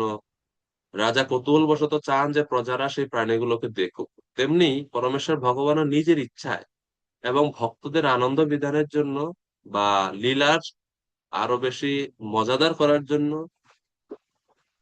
জড় বস্তু, হিংস্র অসুর ইত্যাদি ব্যক্তিদেরকে বৈকুণ্ঠে নিয়ে আসেন, যাতে তারা আধ্যাত্মিক জগতের অধিবাসীদের দেখতে পারেন এবং এরপর তারা এরপর তার উদ্দেশ্য অনুসারে তিনি তাদের সেখান থেকে দ্রুত সরিয়ে দেন। তো এই যে বাঘ সিংহ যে রাজপ্রাসাদে প্রবেশ করলো, এটা তো তারা পার্মানেন্টলি প্রাসাদে থাকবে না, তদ্রুপ তারা ওই প্রাসাদে থাকার যোগ্যও না। তো সেই রকম ভাবে সাময়িক সময়ের জন্য বা ক্ষণিক সময়ের জন্য যে কোন অসুরেরা যদি ভগবানের ধামে প্রবেশ করেও, এটা আসলে তারা বৈকুণ্ঠ লাভ করেছে এরকম বলা যাবে না। তারা ভগবান তাদেরকে এক সময়কের জন্য প্রবেশ করিয়েছেন, তারপরে তাদেরকে বের করে নেন, সরিয়ে নেন। কিন্তু ভগবান তার শুদ্ধ ভক্তদের, তার পার্শ্বদের মাধ্যমে বিমানে করে বৈকুণ্ঠে নিয়ে যান এবং সেখানে তারা চিরস্থায়ী ভাবে বসবাস করে। তিনি তাদের সেখানে আহ তিনি তাদের তার মধুর ধাম, মধুর সেবা, মধুর লীলা আস্বাদন করান। ভক্তরা কখনো সেখান থেকে আসে না। তো এটা হচ্ছে বিষয়। তো চতুষ্কুমারেরাও যে গেছে, তারা হচ্ছে ওই প্রথম ক্যাটাগরির, মানে তারা সাময়িক সময়ের জন্য গেছেন, তারা ওইখানে থাকবে না, ভগবান তাদেরকে আবার বের করে দেবে। আবার আমরা সামনের দিকেও পড়বো উম যে তারা আসলে বৈকুণ্ঠে প্রবেশ করেনি, তারা বৈকুণ্ঠের দ্বারে অবস্থান করছিল, দরজায় ছিল, বৈকুণ্ঠে প্রবেশ করেনি তারা এখনো, মানে মূল বৈকুণ্ঠে এখনো তারা প্রবেশ করেনি, এরকম ভাবেও আচার্যরা বর্ণনা করে।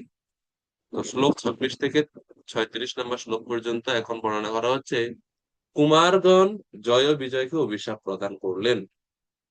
এতক্ষণ পর্যন্ত বৈকুণ্ঠের কথা হলো। এখন এই বৈকুণ্ঠে এই চতুষ্কুমারেরা প্রবেশ করলেন, সেই বর্ণনা আস্তে আস্তে শুরু হচ্ছে।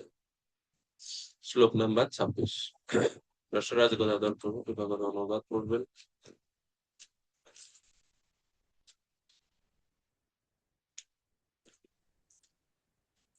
হরে কৃষ্ণ প্রভু, দণ্ডাত প্রণাম।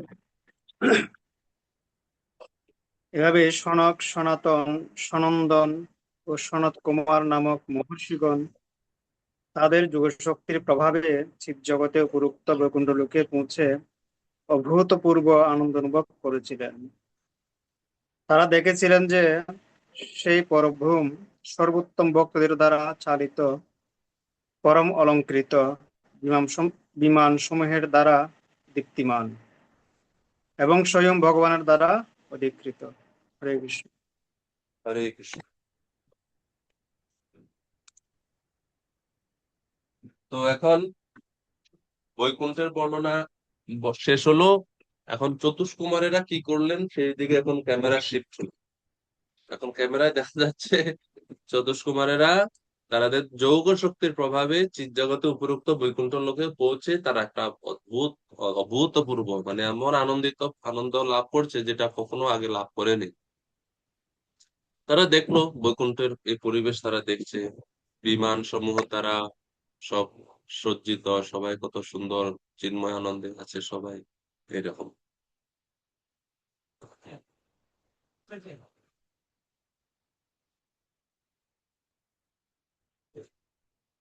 প্রভুপাদের যোগসিদ্ধির কথা বলছে যে যোগসিদ্ধি দ্বারা মানুষ কেবল এই জড় আকাশেই নয়, জড় জগতের সীমা অতিক্রম করে চিৎ আকাশে পর্যন্ত প্রবেশ করতে পারে। সেই তত্ত্ব সম্বন্ধে আমরা দুর্বাসা মুনি এবং অম্বরীশ মহারাজের ঘটনার মাধ্যমেও জানতে পারি। জানা যায় দুর্বাসা মুনি 1 বছর ধরে সর্বত্র ভ্রমণ করে ভগবান নারায়ণের সঙ্গে সাক্ষাৎ করার জন্য চিৎ আকাশে গিয়েছিলেন। আধুনিক বিজ্ঞানীদের গণনা অনুসারে কেউ যদি আলোকের গতিতে ভ্রমণ করে, তাহলে এই জড় জগতের সর্বোচ্চ লোকে পৌঁছাতে তার 40,000 বছর লাগে। কিন্তু যোগ শক্তির প্রভাবে অনায়াসে সীমাহীন ভাবে বিচরণ করা যায়। তো কুমারেরা বৈকুণ্ঠে ভ্রমণ করলেন কিসের দ্বারা? যোগ সিদ্ধির প্রভাবে, যোগ শক্তির প্রভাবে। এর মানে তারা নিজেদের শক্তি দ্বারা সেই স্থান লাভ করেনি, বরং ভগবান তাদেরকে আশীর্বাদ করে যোগ শক্তি দিয়েছিলেন এবং ভগবান তাদের যোগ শক্তি দিয়েছিলেন বলে ভগবানের ইচ্ছায় এবং যোগমায়ার প্রভাবে তারা সেখানে পৌঁছেছিলেন, যাতে ভগবানের কৃপায় তারা পরম আনন্দ আস্বাদন করতে পারে। এটা হচ্ছে বিষয়। তা আমরা যখন শ্লোক পড়ছি, শ্লোকে লেখা আছে যোগ শক্তির প্রভাবে গেছে, কিন্তু যোগ শক্তিটা কে দিলেন? যোগ শক্তিটা তো ভগবানের দিচ্ছেন। তাহলে শক্তিটা কার? ভগবানেরই শক্তি এবং ভগবানের ইচ্ছা এবং যোগমায়া, তিনটা জিনিস। এই তিনটি জিনিস এখানে। ভগবানের শক্তি ভগবানের ইচ্ছা এবং যোগমায়ার প্রভাবে তারা সেখানে পৌঁছেছিল, নইলে তারা সেখানে পৌঁছাতে পারতো না। এর মানে চতুষ্কুমারেরা এখনো ভগবানের ধামে থাকার জন্য এখনো তারা রেডি না, তারা অল্প সময়ের জন্য গেলেন। এবং ভগবানের ধাম সম্বন্ধে দুইটা শব্দ এখানে ব্যবহার করা হয়েছে, পরাম অপূর্বম। এই দুইটি শব্দ নির্দেশ করে বৈকুণ্ঠে তারা নির্বিশেষ ব্রহ্ম উপলব্ধি থেকে যে আনন্দ লাভ করেছিল তার চেয়ে অধিক ও অতুলনীয় আনন্দ লাভ করেছিল। এই জন্য বলছে অভূতপূর্ব আনন্দ। এর মানে চতুষ্কোমারেরা আগে নির্বিশেষ ব্রহ্ম সুখ যেটা, সেই সুখ তারা লাভ করেছিল, এর বেশি সুখ এর আস্বাদন তাদের ছিল না। কিন্তু এখন ভগবানের ধামে গিয়ে তারা এর থেকে অধিক সুখ আনন্দ তারা অনুভব করছিল, নির্বিশেষ ব্রহ্ম থেকে অধিক। বৈকুণ্ঠের প্রকৃতি কেমন? বৈকুণ্ঠ ভগবানের নিয়ন্ত্রণাধীন, ভগবান হচ্ছে বিশ্বগুরু, তার নিয়ন্ত্রণাধীন। এর অর্থ হচ্ছে যেহেতু ভগবানের নিয়ন্ত্রণাধীন, সেই জন্য বৈকুণ্ঠে কোনো জড় মায়ার অস্তিত্ব নেই। সেই স্থান শ্রেষ্ঠ ভক্তদের অধিকারভুক্ত বিচিত্র বর্ণের বিমানের দ্বারা আলোকোজ্জ্বল হয়ে উঠেছিল। আর এই শ্লোকের একটা শব্দ ভগবানের ক্ষেত্রে ব্যবহার করেছে, সেটা হচ্ছে বিশ্বগুরু। এই বিশ্বগুরু শব্দের প্রয়োগ করার মাধ্যমে এটা বোঝানো হচ্ছে আরেক অর্থে ভগবান বিশ্বগুরু, তিনি বৈকুণ্ঠে কুমারদেরকে নিয়ে এসেছেন তাদেরকে ভক্তি শিক্ষা দেওয়ার জন্য। বুঝতে পারছেন? তিনি কুমারদেরকে ভক্তি সম্বন্ধে শিক্ষা দেওয়ার জন্য কুমারদেরকে বৈকুণ্ঠে নিয়ে এসেছেন। এই জন্য শ্লোকে লেখা আছে তদ বিশ্বগুরু অধিকৃতম ভুবনৈক বন্দ্যম। শ্লোকের প্রথম দিকে আছে বিশ্বগুরু। তো কেন ভগবানকে বিশ্বগুরু বলা হচ্ছে? তার কারণ হচ্ছে এটা যে তিনি তাদেরকে এখন নির্বিশেষ ব্রহ্ম থেকে যেটা ঊর্ধ্বে ভক্তি বিষয়ক শিক্ষা দেওয়ার জন্য আনছেন। শ্লোক 27। 27 নম্বর শ্লোক।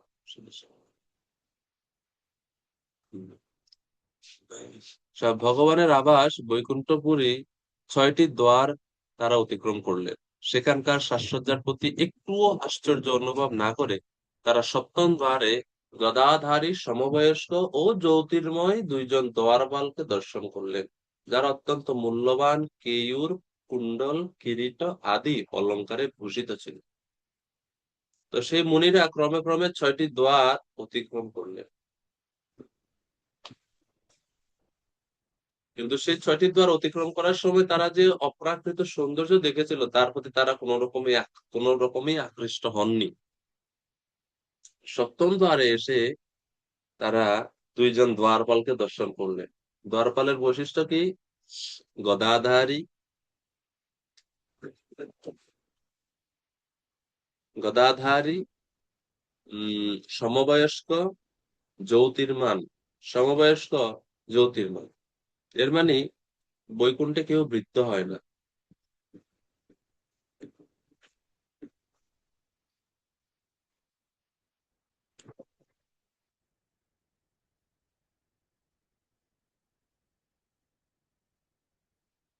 বৈকুণ্ঠে কেউ বৃদ্ধ হয় না, বার্ধক্য নাই সেখানে, সবাই যুবক, নবযৌবনম চ।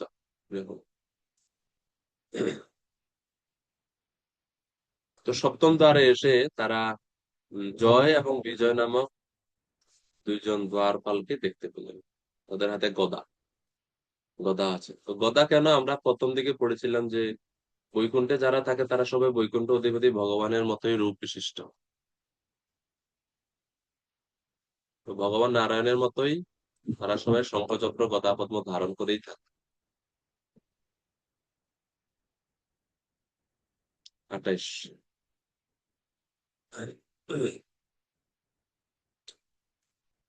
সেই দ্বারপাল দ্বয় মত্ত ভ্রমর বেষ্টিত বনমালা দ্বারা ভূষিত ছিলেন, যা তাদের নীল বর্ণ বাহু চতুষ্টয়ের মধ্যে বিন্যস্ত ছিল।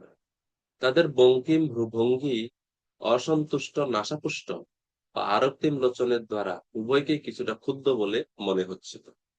এখন এই কাহিনী আস্তে আস্তে শুরু হচ্ছে। তো চতুষ্কুমারের তো যাচ্ছে যাচ্ছে যাচ্ছে যাচ্ছে যে গিয়ে এখন এই দ্বারপালদের সামনে এসে উপস্থিত হলো। দ্বারপালদের দেখে কি মনে হলো যে তাদের গলার মধ্যে সুন্দর বনমালা, অনেক লম্বা ফুলের মালা, সেই মালাতে অনেক ভ্রমণেরা গুঞ্জন করছে। তাদের অসন্তুষ্ট নাসাপুষ্ট, মানে যদি একটু বিরক্তি হয় তাহলে নাক একটু কুঁচকে যায় না, আরক্তিম লোচন। এগুলো দেখে মনে হচ্ছে এটা চতুষ্কুমারেরা ভাবছে যে মনে হয় তারা আমাদেরকে দেখে এত সন্তুষ্ট না, সিকিউরিটি গার্ড আমাদেরকে দেখে এত সন্তুষ্ট হয়নি। এটা চতুষ্কুমারদের ভাবনা। বিশ্বনাথ চক্রবর্তী ঠাকুর বলছেন, বৈকুণ্ঠে প্রবেশ করে 6টি দ্বার সহ প্রাচীর অতিক্রম করার পর সেই মুনিগণ যারা জন্মলগ্ন থেকে ব্রহ্মজ্ঞানের অধিকারী ছিলেন, তারা জড় বস্তুর প্রতি আসক্তিহীন ছিলেন।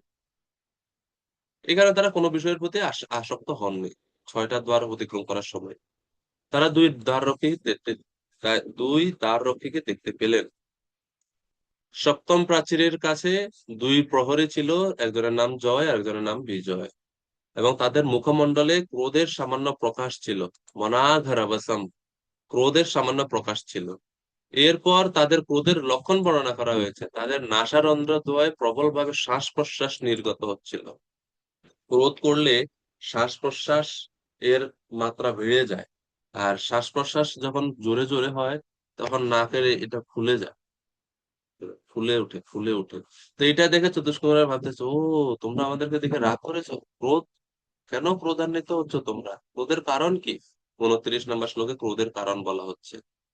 দ্বারিতयो নিবিশিষু নিবিবিষু মিশতো মিশতো অপৃষ্টা পূর্বা যথা পুরট বজ্র কপাটিকা यः सर्वत्र ते अविषमाय मुनयः स्वदृष्ट्या ये सञ्चरन्ति अविहता विगता विशङ्का। নন্দরানী করুণেশ্বরী মাতাজি অনুবাদ করুন। হরে কৃষ্ণ, প্রণাম প্রভু। সনকাদি ঋষিদের গতি সর্বত্র অবারিত ছিল। তারা আপন ও পর এইরূপ বৈষম্য জ্ঞান রহিত ছিলেন।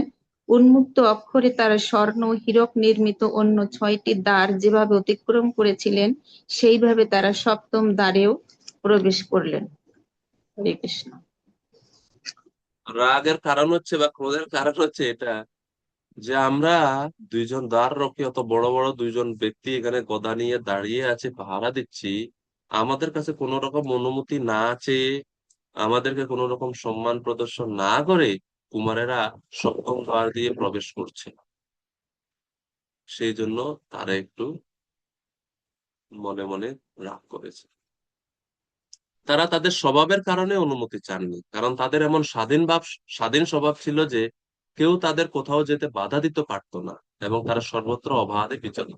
তো চতুষ্কুমারদের ভাবনা হচ্ছে আমাদেরকে আবার কে আটকে, আমরা তো অবিহতা, অবিহতা, কেউ আমাদেরকে কোথাও যেতে বাধা দিতে পারে না। সেই কারণে তারা, চতুষ্কুমারেরা জয় বিজয়ের কাছ থেকে অনুমতি নেওয়ার জন্য কোনো প্রয়োজনীয়তা অনুভব করেননি, আর এটা দেখে তারা একটু রাগ করছে। এরপরে শ্লোক 30।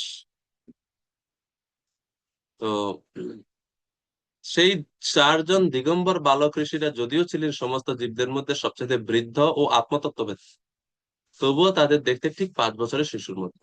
কিন্তু ভগবানের অসন্তোষকারক স্বভাব সমন্বিত সেই দ্বারপালেরা যখন ঋষিদের দেখলেন, তখন তারা তাদের মহিমা অবজ্ঞা করে তাদের পথ অবরোধ করলেন, যদিও ঋষিদের প্রতি তাদের এই ব্যবহার ছিল অনুচিত। তো চতুষ্কুমারদের কথা বলা হচ্ছে। দ্বারপালেরা চতুষ্কুমারদেরকে দেখে তাদের মহিমাও দ্বারপালেরা বুঝতে পারেন।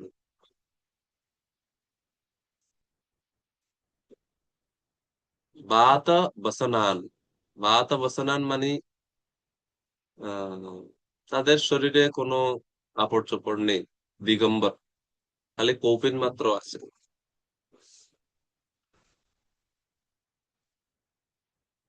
সেই রকম অবস্থায় 4টা ছোট ছোট বালক, যদিও তারা সমস্ত জীবদের বড় ভাই, সমস্ত জীবের আদি, ব্রহ্মার থেকে প্রথম তারাই আসছে, তো সবার থেকে বয়সে বড় হওয়া সত্ত্বেও তাদের বয়স বোঝা যায় না, পঞ্চবর্ষীয় বালকের মতো, 5 বছরের বালকের মতো ছোট ছোট দেখা যায়। তো তারা যখন এরকম প্রবেশ করছে, উম তো তাদেরকে দেখে দ্বারপালেরা বুঝতে পারেনি, যেন তাদের প্রবেশে বাধা দিল। বিশ্বনাথ চক্রবর্তী ঠাকুর বলছে, সাধারণত তাদের কোনো বস্ত্র ছিল না, প্রকৃতপক্ষে তারা অলংকার স্বরূপ ক্ষুদ্র ঘণ্টা ধারণ করতেন।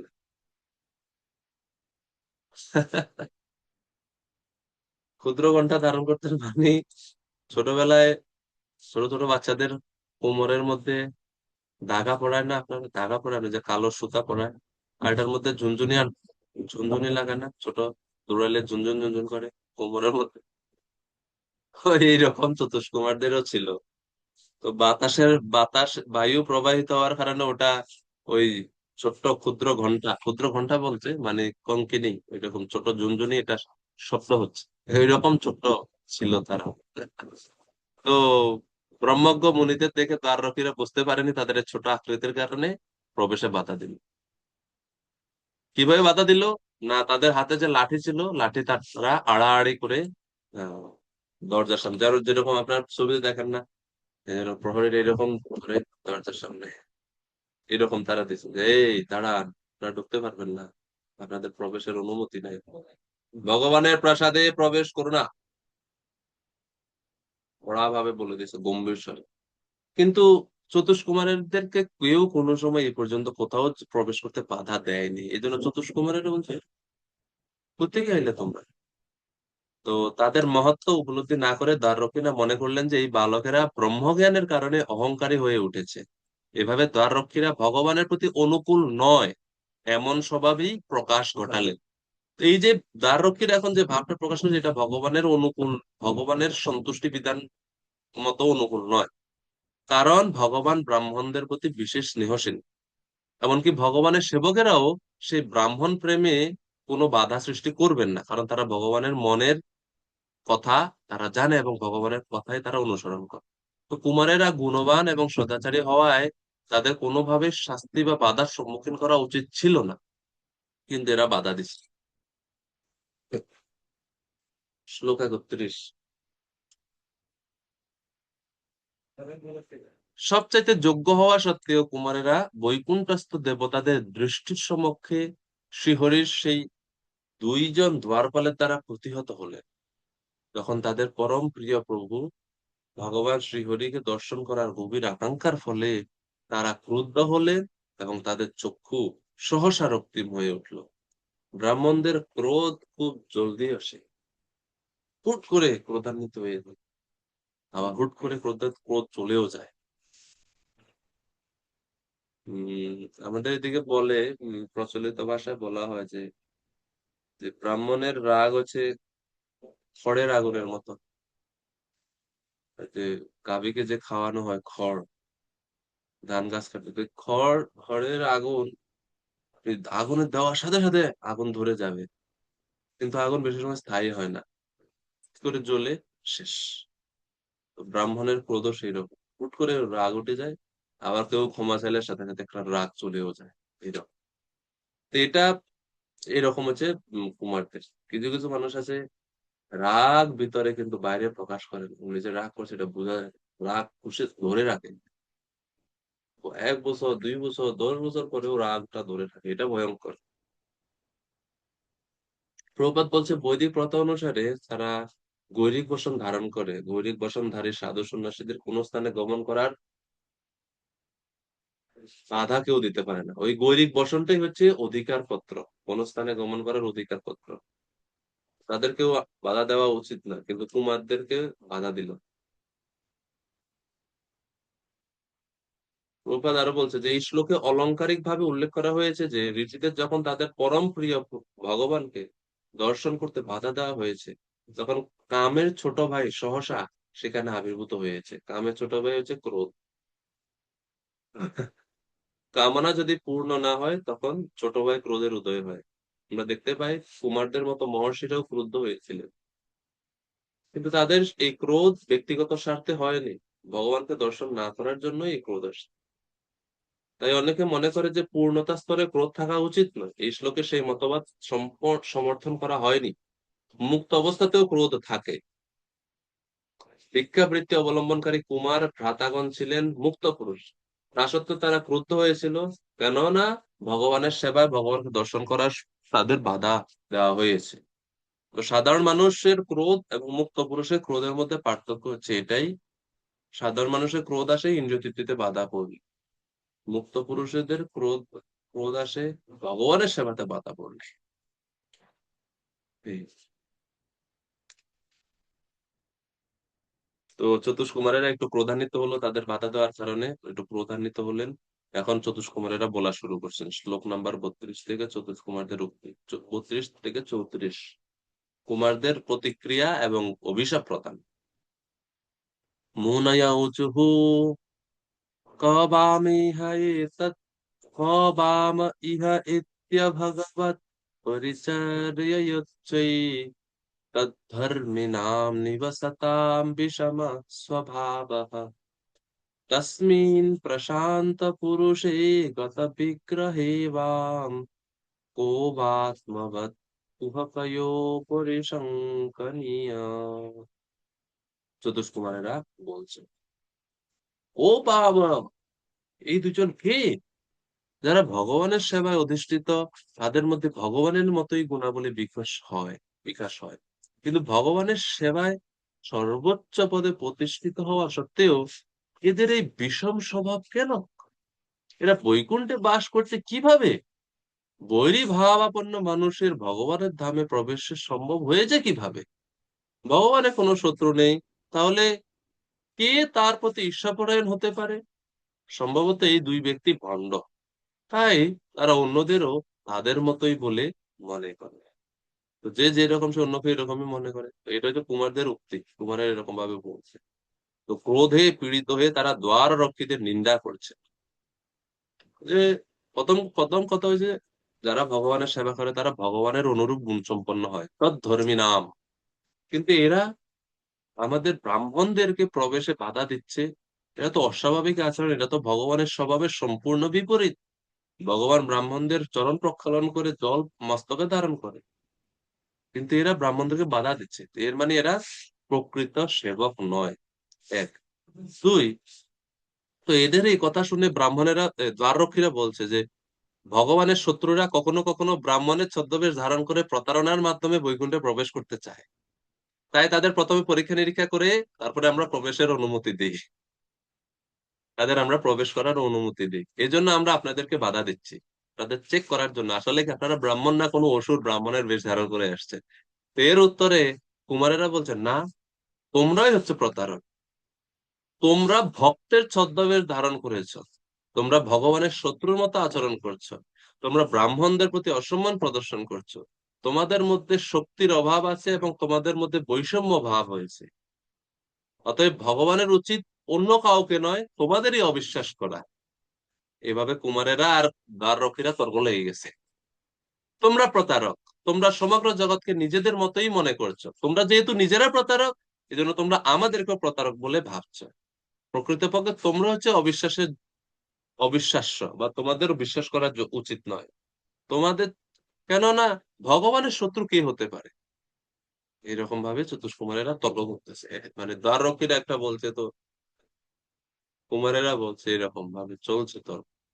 শ্লোক নাম্বার 33। হম তো রত্নধারী প্রভু কৃপা করে অনুবাদ করবেন। বৈকুণ্ঠ, হরে কৃষ্ণ, প্রভু প্রণাম। বৈকুণ্ঠ লোকে সেখানকার অধিবাসীদের মধ্যে বৈকুণ্ঠ লোকে সেখানকার অধিবাসীদের সঙ্গে পরমেশ্বর ভগবানের পূর্ণ সামঞ্জস্য রয়েছে, ঠিক যেমন ক্ষুদ্র আকাশের সঙ্গে মহাকাশের সামঞ্জস্যের মতো। তাহলে এই সামঞ্জস্যের ক্ষেত্রে এত ভয়ের বীজ কেন? এই দুই ব্যক্তি বৈকুণ্ঠবাসীদের মতো বেশ ধারণ করেছে, কিন্তু এদের এই অসামঞ্জস্য এলো কোথা থেকে? আহ এখন চতুষ্কর বলছে, এই মূর্খগণ, তোমরা শুনো, আমাদের কথা মন দিয়ে শুনো। যাদের তোমরা অবিশ্বাস্য করছো, মানে আমাদের তোমরা অবিশ্বাস্য করছো, আমরা ভগবানের মধ্যে অবস্থান করছি। কারণ সমগ্র বিশ্ব ব্রহ্মাণ্ড ভগবানের মধ্যে অবস্থান করে। সমস্ত কুক্ষৌ, সমস্ত ব্রহ্মাণ্ড ভগবানের মধ্যে অবস্থান করে না? তা আমরাও ভগবানের মধ্যে অবস্থান করি, এবং ভগবান বলছেন সাধন হচ্ছে আমার হৃদয়। তোমরা আমাদেরকে অবিশ্বাস করছো, আমরা ভগবানের হৃদয়ে অবস্থান করি। তো তোমরা তো ভক্তের বেশ ধারণ করে আছো, তাহলে তোমরা কেন এই ভয় করছো যে কেউ এসে উ- ভগবানের ভগবানকে আক্রমণ করবে, ভগবানের উদর বিদীর্ণ করে ফেলবে? প্রথমে আমাদের বলো, তোমাদের এই ভয়ের কারণ কি? তোমরা কেন এত ভীত? কেন তোমরা আমাদেরকে আটকাচ্ছে? কে ভগবানের সঙ্গে শত্রুতা করতে পারে? আমরা তো সবাই ভগবানের মধ্যেই অবস্থিত।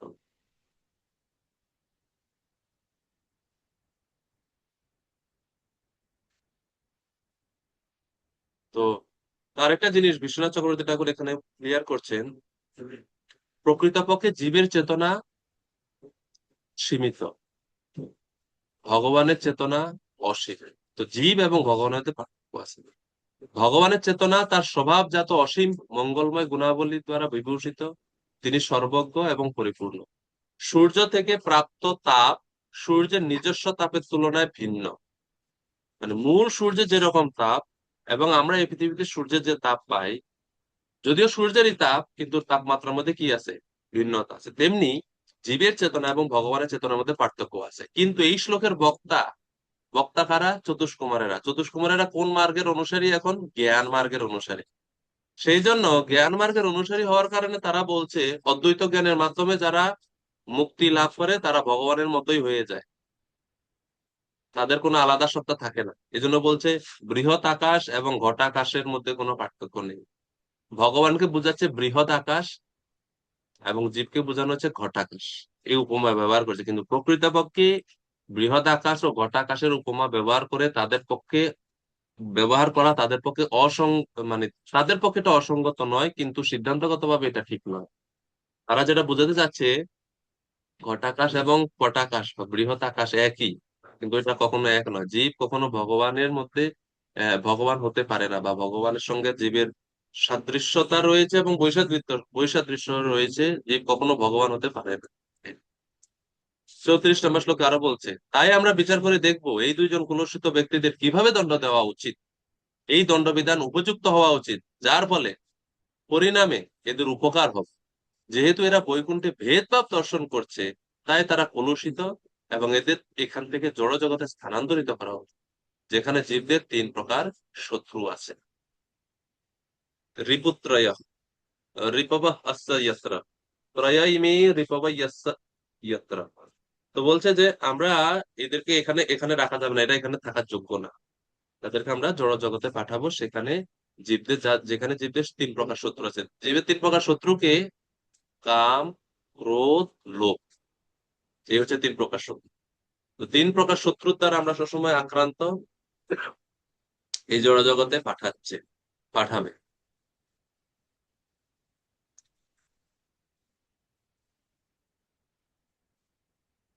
তো বৈকুণ্ঠ কুমারদের ইচ্ছা হচ্ছে আমরা তাদেরকে এমন ভাবে শাস্তি দিব যাতে তাদের মঙ্গল হয়। তাদেরকে তাদের বিনাশ করার জন্য আমরা শাস্তি দিব না, তাদের উপযুক্ত শাস্তি দিব যাতে তাদের মঙ্গল। এই হচ্ছে তাদের। তো তাদের নিন্দা করেও যখন কুমারগণের ক্রোধ প্রশমিত হলো না, তখন তারা অত্যন্ত ক্রুদ্ধ হয়ে দ্বাররক্ষীদের অভিশাপ দিলেন। অতএব তোমাদের মতো এই স্বল্প বুদ্ধি সম্পন্ন দুজনের জন্য এমন কিছু চিন্তা করি যা তোমাদের সর্বাধিক কল্যাণ করবে। কিভাবে কল্যাণ করবে? আমরা এমন ব্যবস্থা করব, কুমারেরা বলছে আমরা এমন ব্যবস্থা করব যাতে 1, তোমাদের ভেদ দৃষ্টি দূর হয়। 2, ভবিষ্যতে জানে কোনো সময় কোনো ব্রাহ্মণদের তোমরা বাধা না দাও। 3, ভগবানের প্রতি যে অপরাধ হয়েছে সেই অপরাধ যেন দূর হয়, কারণ ব্রাহ্মণদের অবজ্ঞা করে ভগবানের চরণে অপরাধ করছে। এই বলে তারা নীরব হলেন। তোমরা বৈকুণ্ঠ থেকে সেই স্থানে গমন করো যেখানে পাপিষ্ঠ ভগবত বিরোধীরা অবস্থান করে, অর্থাৎ এই জড় জগৎ, যেখানে ভেদ দৃষ্টির কারণে অপরাধ স্বরূপ কাম, ক্রোধ ও লোভ এই 3 শত্রু বিদ্যমান। বিশ্বনাথ চক্রবর্তী ঠাকুর আরো বলছেন এই শ্লোকে ইমে, ইমে মানে হচ্ছে এই শব্দটি ব্যবহারের দ্বারা ইঙ্গিত করা হয়েছে যে সেই মুহূর্তে, মানে যখন কুমারেরা অভিশাপ দিচ্ছে সেই মুহূর্তে কাম, ক্রোধ, লোভ কুমারদের মধ্যে উপস্থিত ছিল। অর্থাৎ তাদের মধ্যেও এই 3টি প্রকৃতি উদয় হয়েছে, নাহলে তার অভিশাপ কেন দিল? তারা নিজেরাও তো কাম ক্রোধ থেকে মুক্ত নয়, তাদের মধ্যে এটা ছিল, নাহলে ক্রোধান্বিত কেন হলো? শ্লোক 35, বৈকুণ্ঠের সেই 2 জন দ্বারপাল যারা অবশ্যই ভগবানের ভক্ত ছিলেন, তারা তখন যখন বুঝতে পারলেন সেই ব্রাহ্মণেরা তাদের অভিশাপ দিতে যাচ্ছে, তখন তারা অত্যন্ত ভীত হয়ে কাতর ভাবে সেই মুনিদের পায়ে ধরে ভূমিতে নিপতিত হয়েছিলেন। কেননা কোনো অস্ত্রের দ্বারাও ব্রাহ্মণের অভিশাপ নিবারণ করা যায় না। যারা ভয় পেয়ে গেছে, যখন দেখতেছে ব্রাহ্মণের অভিশাপ দেওয়ার জন্য হাতে জল নিয়ে নিছে, এটা দেখে ভয় পেয়ে তারা প্রণাম করছে যে ক্ষমা করুন, ক্ষমা করুন, ক্ষমা করুন, আমাদের অপরাধ হয়ে গেছে, আমরা বুঝতে পারি। কারণ কোনো কিছু দ্বারা ব্রাহ্মণের অভিশাপ নিবারণ করা যায়।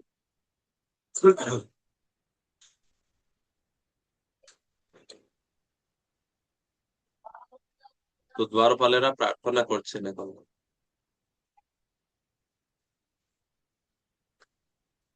হ্যাঁ বাবা, দ্বারপালেরা কি বলছেন এখন এই শ্লোকে?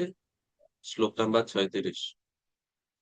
ভূয়াত ঘোনি ভগবত ভক্তিকরা ভগবত সরি ভূয়াত ঘোনি ভগবত হিয়কারি দণ্ড यः नो हरेत सुरहेलनमप्यशेषम् मावनुतापकलया भगवत् स्मृतिघ्नो मोहो भवेतिह तु नो ব্রজতো অধধা। এখন ঋষিদের কাছ দ্বারা অভিশপ্ত হয়ে দ্বারপালেরা বললেন, আপনাদের মতো মহর্ষিদের সম্মান না করার দরুন আপনারা যে আমাদের দণ্ড দিয়েছেন তা উচিত হয়েছে, কিন্তু আমরা প্রার্থনা করি যে আমাদের অনুতাপ দর্শন করে আপনারা এই অনুগ্রহ করুন, আমাদের উত্তর অধোগামী হওয়ার সময়েও ভগবত বিস্মৃতিজনিত মোহ আমাদের যেন অভিভূত না। আপনারা অভিশাপ দিয়েছেন, আমরা মেনে নিলাম, কিন্তু একটাই প্রার্থনা, আমরা অধোগামী হলেও যেন ভগবানের স্মৃতি যেন আমাদের থাকে, আমরা যেন ভগবানকে কখনো ভুলে না যাই। এইভাবে তো কুমারেরা চিন্তা করছে আমরা ভগবানের আহ,